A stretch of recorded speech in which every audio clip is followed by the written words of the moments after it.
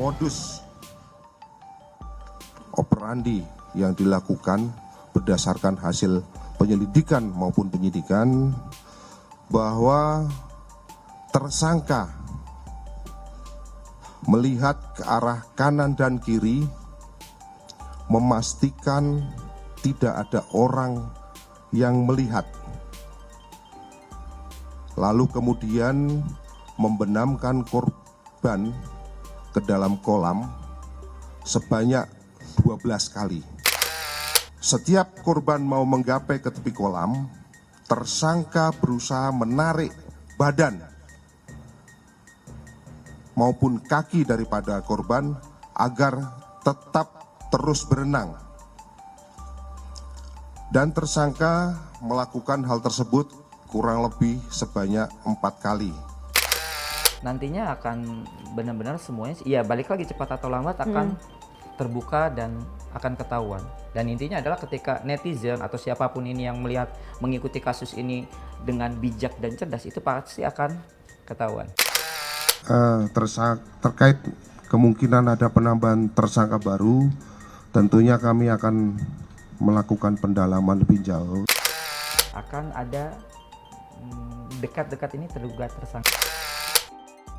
Tamara Tiasmara dituduh mengecek lokasi kolam renang bersama kekasihnya, Yuda Arfandi, sebelum ada kejadian yang menewaskan Dante tenggelam di kolam renang.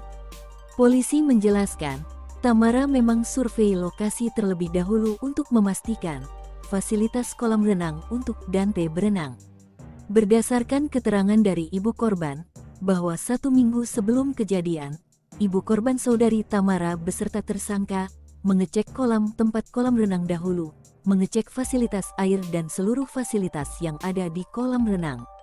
Lalu, mereka memutuskan membawa Dante berlatih di kolam renang tersebut setelah seminggu kemudian. Yang diketahui, Dante baru pertama kali berlatih berenang di kolam renang tersebut.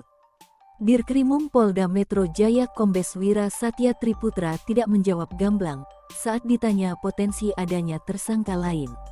Namun dia mengatakan pihaknya masih harus mendalami kasus tersebut sampai seterang mungkin. Saya kira kejanggalannya adalah bahwa pelaku tampaknya tidak berpikir bahwa dia akan dapat dengan mudah terungkap ulahnya, seolah-olah bahwa tidak ada orang yang tahu, seolah-olah tidak ada mata. Ya, jadi saya dari berita terlihat bahwa mata itu berasal dari dua. Yang pertama dari CCTV. Sekarang ini kan di kota Jakarta misalnya hampir di mana-mana itu ada CCTV kan.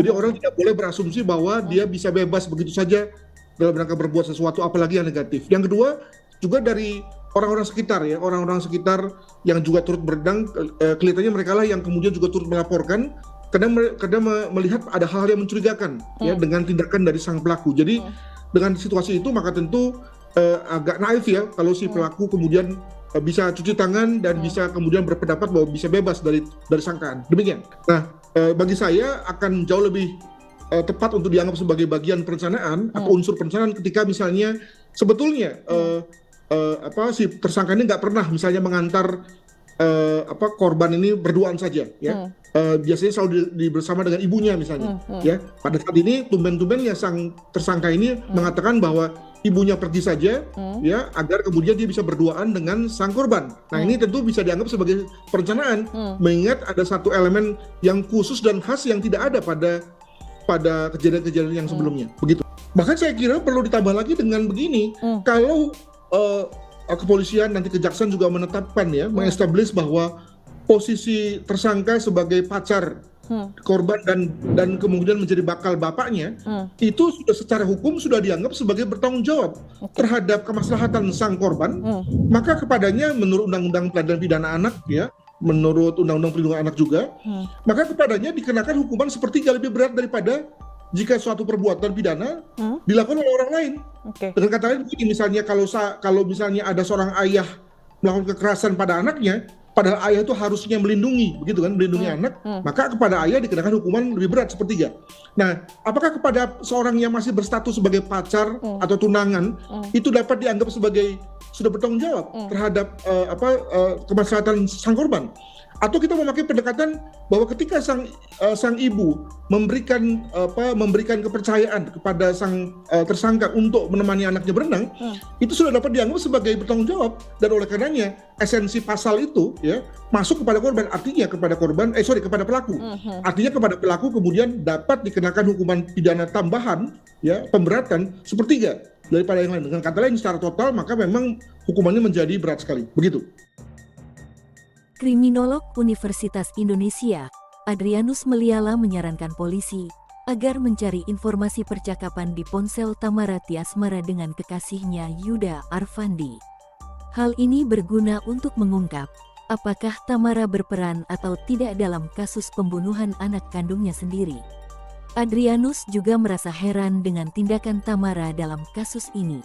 Salah satunya Tamara yang justru menyewa pengacara, padahal saat ini berstatus ibu korban.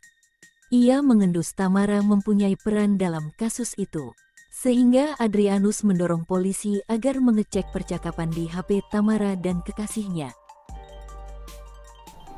Sekali lagi ini terserah dari pihak yang berwenang ya, kepolisian, kejaksaan, dan pengadilan nanti. Namun memang kalau kita memakai pendekatan the best interest of child ya, itu satu prinsip di mana seharusnya semua orang tua itu memikirkan memberikan hal-hal yang terbaik bagi anak, maka menyerahkan pengawasan ya, pendampingan kepada orang lain yang boleh dibilang belum ada ikatan hukum ya, dalam hal ini seperti pacar gitu selama berjam-jam, apakah dapat dianggap sebagai satu tindakan pembiaran, tindakan lalai, tindakan ceroboh ya. Nah, kalau kemudian dalam hal ini para penegak hukum berpendapat bahwa itu satu tindakan yang ceroboh, lalai dan bersifat pembiaran, maka tentu kepada yang bersangkutan dapat dikenakan pasal-pasal tersebut. Begitu.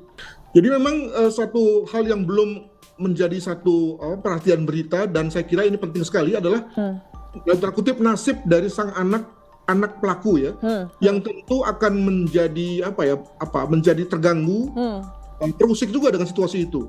Kalau apa yang dia lihat itu menjadi sesuatu yang masuk dalam memorinya dan masuk dalam persepsinya, maka kita bisa bayangkan dia akan menjadi anak yang boleh dibilang dalam tanda kutip rusak gitu ya. Kalaupun misalnya pada waktu itu dia tidak masuk dalam memorinya, dia tidak sadar apa yang terjadi, tapi karena ada pemberitaan, ada orang yang ngomong, lalu kemudian dia mulai berpikir apa sih yang dilakukan oleh bapak saya, maka kognisinya juga akan rusak. Lalu kemudian penghargaannya pada sang ayah juga akan rusak, dan seterusnya. Jadi kita juga harus memberikan satu atensi kepada sang anak dari anak pelaku ini, yang mungkin kedepannya juga tidak akan menjadi orang yang sama. Ya, dengan kata lain kita harus hati-hati untuk tidak melibatkan yang bersangkutan, dan di pihak lain juga seyogianya keluarga besar ataupun juga pihak-pihak yang berwenang memberi perhatian pada anak dari pelaku ini. Begitu.